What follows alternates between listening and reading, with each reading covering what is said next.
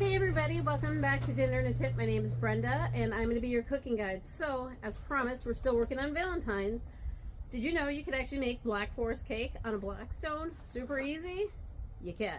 So I'm going to go ahead, I paid I think like less than $4 for this. This is the mug treats, and basically we're going to take these and turn into a Black Forest cake.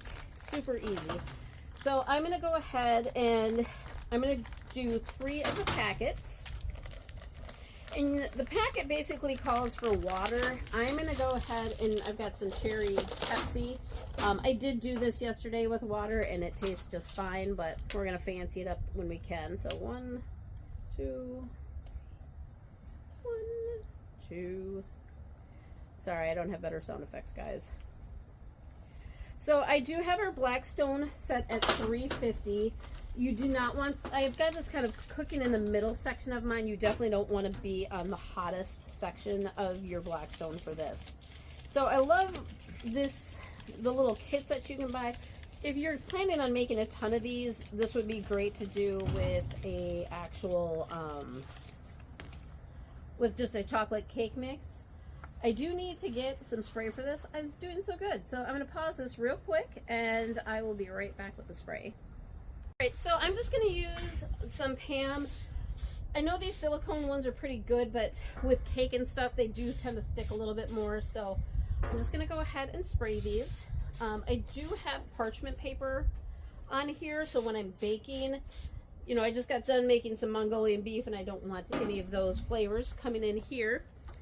So what we're going to go ahead and we're going to fill these rings halfway.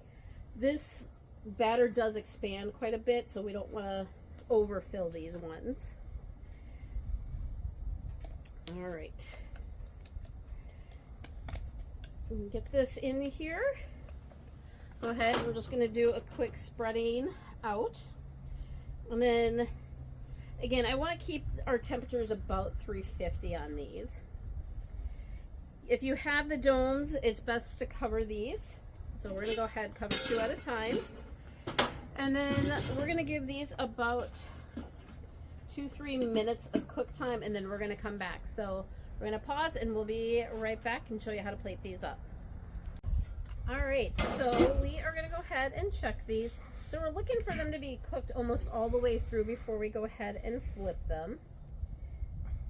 All right, so these are probably cooked about 70% of the way. Good way to hold the parchment paper down is grab the other spatula.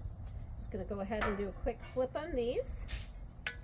We'll go ahead and cover this and just let these finish cooking. Let's get our other one. So I did kind of burn the first one, so this is why we only have 3 left. So I did learn that I'm going to go ahead, cook them on low just in the middle, and on the edges I'm going to go ahead and shut the end burners off.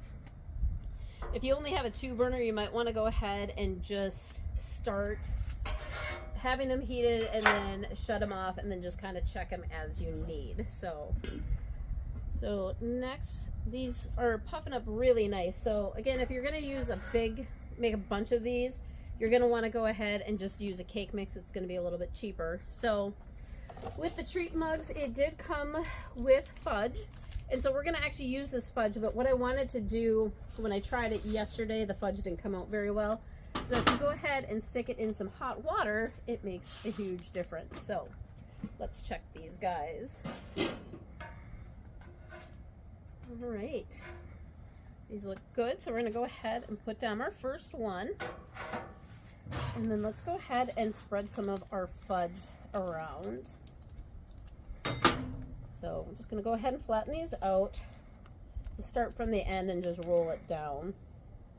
And then we're just going to do one quick layer of fudge around.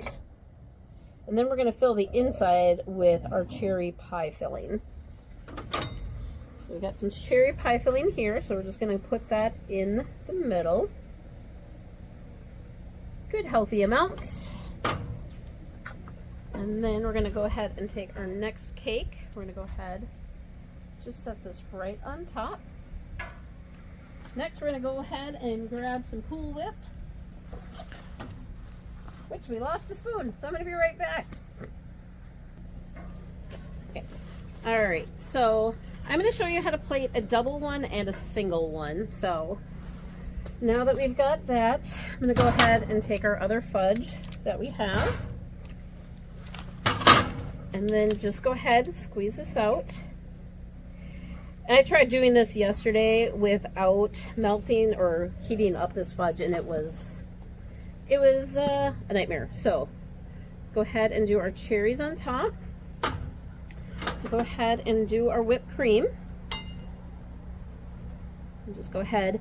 You could do heavy whipping cream, and if you wanted with this too, but we're gonna go ahead, just give it a little spray on the top. To make it look a little fancier, I'm gonna go ahead, pluck out one of the cherries out of here. Just give that a little pretty finish. And then next, I've got some chocolate syrup, and we're just gonna go ahead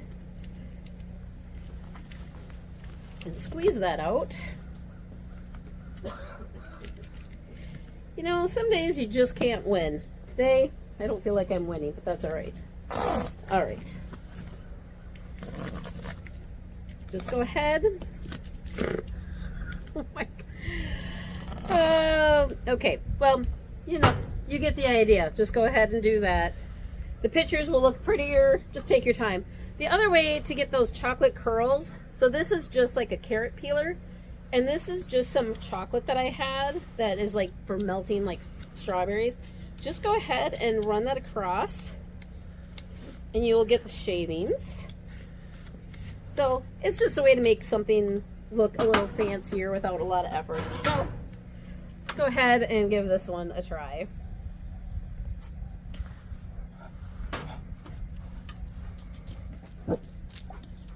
Honestly, this tastes exactly like a Black Forest cake. So simple.